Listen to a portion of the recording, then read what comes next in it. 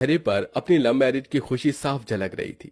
उसने अपनी भाभी को टोंट मारते हुए कहा, फाइनली मेरी लव मैरिज की विश पूरी होने जा रही है भाभी। मेरे हिसाब से लव मैरिज करने वालों की जोड़ी ही जमती है, क्योंकि हम एक दूसरे को पहले से अच्छे तरीके से जानते हैं, उसकी पसंद नापसंद क्या है, फिर एक साथ अच्छे तरीके से जिंदगी गुजारते हैं।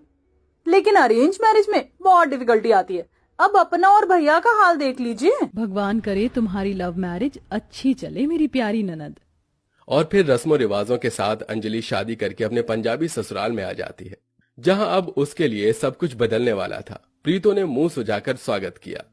चलो छेती छेती आजा, किन्ने सुपने देखे थे मैंने अपने लखविंदर लाई, पर एक खोतिया लव शव करके ले आया अपनी पसंदी वोटी। ये सुनकर अंजलि को बहुत दुख लगता है। अरे ओफो माँ, अब जाने भी दो, अंजलि अच्छी बहू बनकर दिखाएगी।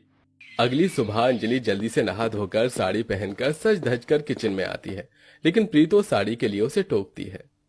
ओ ऐकी पाया है तूने कुड़िए, मैं तेरे वास्ते एक की जोड़ी सूट सवाई है, जा ओ पहन के आ, होरे बाल खोल के ना रख, इस गर्दी बहू है। बेचारी अंजलि की मुस्कुराहट गायब हो जाती है। वो अपनी माँ की दी साड़ी उतार कर सूट पहनकर पंजाबी बहू की तरह सज कर आती है। मम्मी जी ठीक है आप?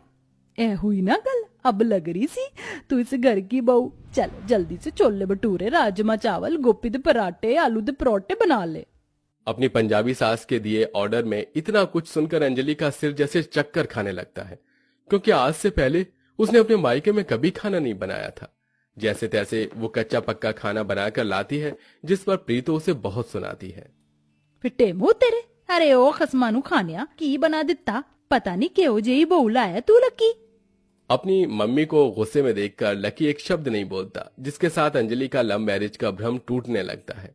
इंटरकास्ट लव मैरिज होने की वजह से अंजलि को बहुत सारी परेशानी है अपनी शादी के बाद झेलनी पड़ती हैं। वो रो रो कर सब कुछ अपनी भाभी को बताती है, क्योंकि एक वही थी जिसे वो उस वक्त में दिल की बात कहती है।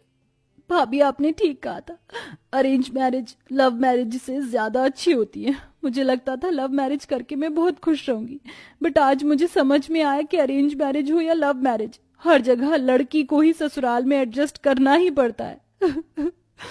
भैया आपका कितना ख्याल रखते हैं, लेकिन लक्की वो मेरा बिल्कुल ख्याल नहीं रखते।